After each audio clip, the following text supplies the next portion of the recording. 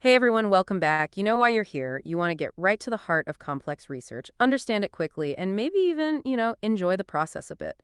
Today, we're diving deep into something pretty fascinating in AI. Yeah, so today we're going to be taking a close look at a really new way of thinking about images, specifically how AI models, these generative models, actually see and process images. This is a pretty big deal in the world of AI, especially with all the excitement around image generation these days. Right, exactly. You're probably familiar with AI creating images from text, like you describe something and boom, there it is. Or even modifying existing pictures in really sophisticated ways. It's mind-blowing.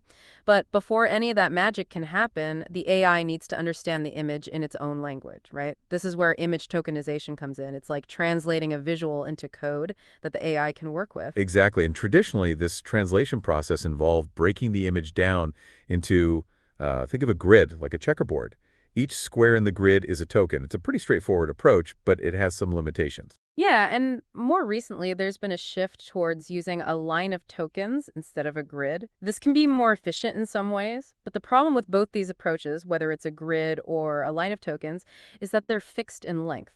So a simple image, say a single object against a plain background, gets the same number of tokens as a super complex scene with tons of details. Doesn't really make sense, does it? No, not really. And that's where this new method called FlexTok really shakes things up. That's what we're here to explore. How does it tackle this fixed length problem? How does it actually work? What are the implications for image generation? We'll be digging into all of that. Our main source for this deep dive is the research paper where FlexTalk was first introduced. So we're going straight to the source. Okay, let's start with the heart of the innovation, flexible length tokenization. What's the big deal here? Why is this such a novel approach, especially in terms of the academic contributions? So the core idea is actually pretty simple. FlexTalk represents a 2D image as a 1D sequence of tokens, like those lines we were talking about. But, and this is the crucial difference, the length of this sequence isn't fixed. It can vary depending on how much information is actually in the image. So, for instance, a 256 by 256 pixel image could be represented by a single token or up to 256 tokens. That's a huge range. It adapts to the complexity of what it's seeing. So basically, it's saying, hey, if it's a simple picture, we don't need a ton of tokens to capture the essence. If it's a crazy detailed scene, we can ramp up the tokens to represent all that richness. Right. What's the mechanism that drives this dynamic length determination? Yeah, that's a great way to put it. And the mechanism is really interesting. It's all about hierarchy. The first few tokens in the sequence, they focus on the big picture stuff. So the main objects, the layout, the basic colors, the gist of what's going on. Think of it like the headline of a news story. Then as you add more tokens, you progressively get into the finer details.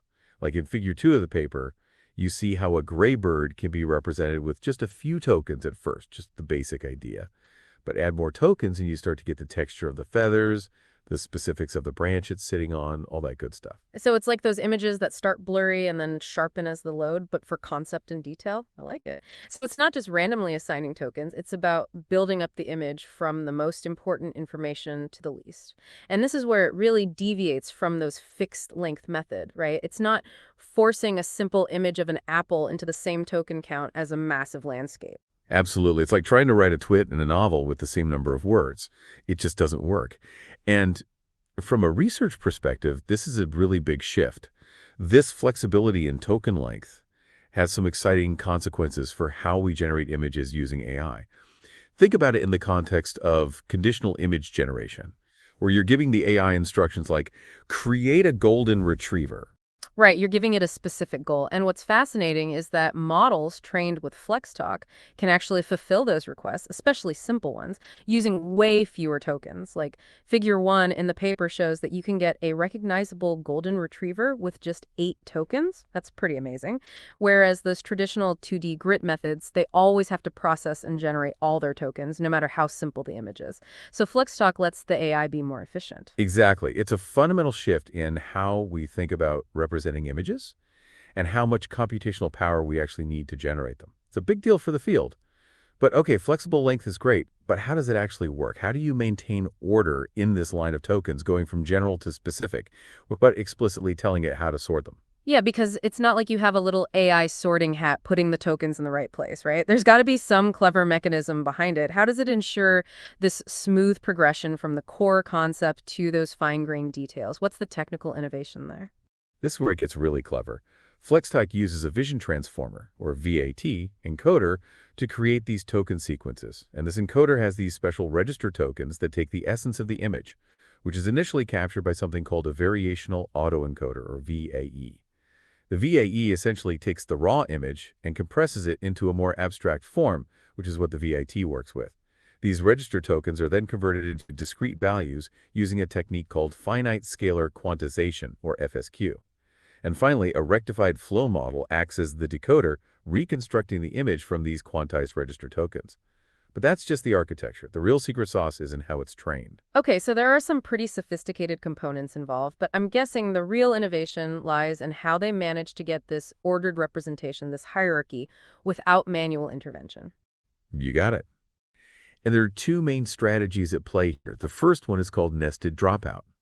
Imagine you're training the model, and randomly, you just start chopping off tokens from the end of the sequence. The number of tokens you chop off changes each time. It's random. Now, the model has to learn to deal with this. It has to figure out, okay, if the end of my token sequence might disappear, I better put the most important information at the beginning. Otherwise, it risks losing crucial details.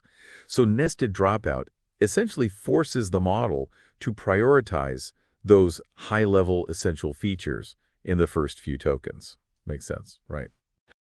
Yeah, that's so smart. It's like playing a game of what's the most important thing I need to say before I might get cut off. Makes sense. But what about the other strategy? What else is keeping those tokens in line? The second strategy involves something called causal attention masks. These masks control how the register tokens can see each other within the sequence.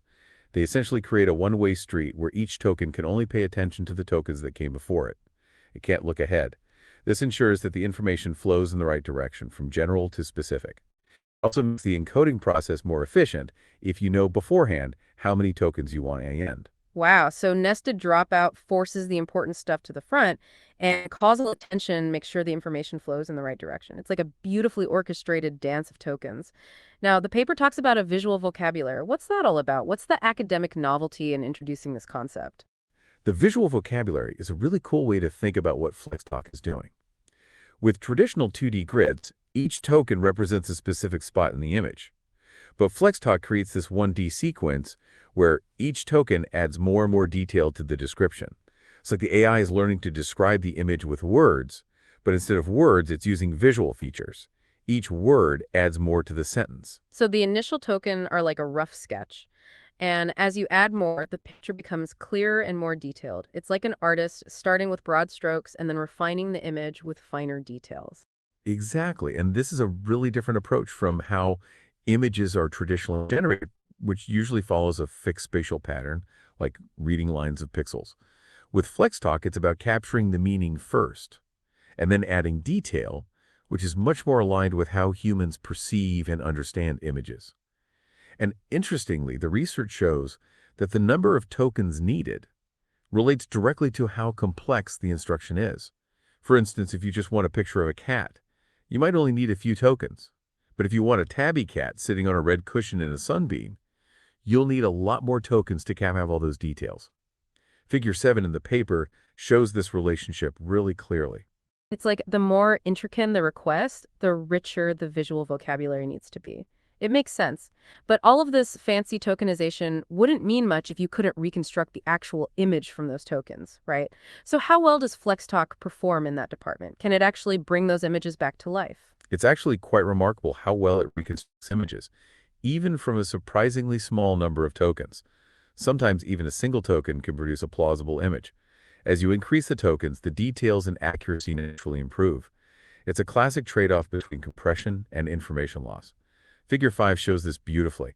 It uses metrics like RFID, which measures how similar the reconstructed image is to the original, and MAE, which looks at the pixel-level differences to show how quality improves as you add more tokens.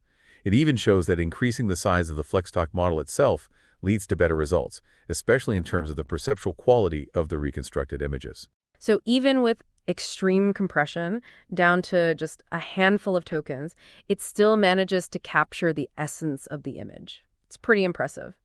Now, the real test is how this translates to the quality of images generated conditionally, right? Those images created from instructions. Does this flexibility in tokenization lead to better quality images? This is where it gets really exciting. The researchers trained AI models using FlexTok for both class conditional tasks, like generating an image based on a category label like dog, and text conditional tasks, where you give it a text description like a dog running through a field of flowers. And what they found, as shown in Figure 7, is that as the number of tokens used in generation increases, the image aligns better with the given instruction. For text condition generation, this improvement was consistent even as they used more and more tokens. Interestingly, while the alignment kept getting better, the overall quality of the images, read by something called GFID, remained really good across different token lengths. They attribute this consistency to their clever choice of a rectified flow decoder. And Figure 8 gives some great visual examples. You can see how a simple prompt like a red apple can be represented well with fewer tokens, while a more complex prompt like graffiti rocket ship really benefits from using the full 256 tokens to capture all the intricate details and style. So it's not just about cramming as many tokens as possible, it's about intelligently allocating those tokens based on the complexity of what you're trying to create. Now, what about the models themselves? Did they experiment with different sizes and see how that affected the quality? Absolutely, they did a lot of work scaling the size of those autoregressive models that generate images from the tokens. And their findings, predicted in Figures 9 and 25, revealed something really interesting about how these models learn. For predicting those initial high-level tokens, the ones that capture the basic concept of the image, the size of the model didn't matter that much. It suggests that grasping the gist of an image is a relatively straightforward task for these models. However, for generating longer token sequences, those that encode the fine details, larger models perform significantly better. This means that capturing the nuances and complexities requires a more powerful model, one that can handle those intricate relationships between the tokens. And it wasn't just about the model size. They also found that increasing the size of the FlexTok tokenizer itself led to better results, as shown in Figure 26. A bigger tokenizer, which means a richer vocabulary of visual features, contributed to improved image quality even when paired with the same generative model. It's like giving the AI a bigger toolbox to work with. It can create even more impressive images.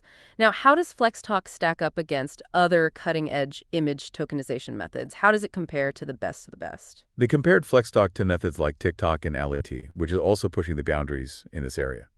One thing that stood out is that FlexTalk can generate plausible images, even with very few tokens, something that some of those other methods struggle with. They also did a head-to-head comparison with a traditional 2D grid tokenization approach for text-conditioned image generation, shown in Figure 21.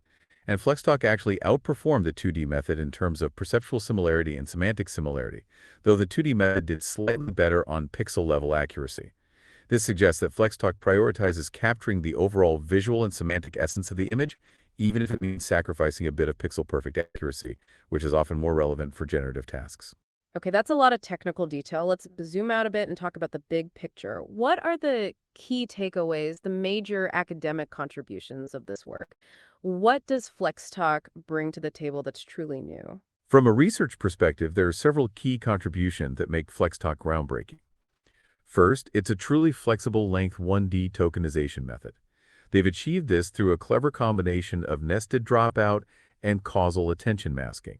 It's a completely new way of getting these ordered, variable length representations without having to manually tell the model how to organize the tokens. Second, they've introduced this idea of a visual vocabulary, where each token adds a layer of detail to the description. This allows for image generation in a coarse-to-fine way, starting with the big picture and gradually refining the details. It's a big departure from the fixed grid-based approaches. And third, they've successfully integrated a rectified flow decoder that can handle token sequences of varying lengths, including very short ones, and still produce high-quality reconstructions. This robust decoding capability is really crucial for making this whole flexible tokenization strategy work effectively. So it's not just about the tokenization itself, it's about the whole ecosystem around it. It's like they've created a new language for AI to understand and generate images. Now, thinking beyond static images, what are some of the broader implications of this research? Where could this lead in the future? This is where it gets really intriguing. The researchers suggest that the core principles of FlexTalk, this idea of adapting the representation to the complexity of the data, could be applied to other types of data as well, like audio and video.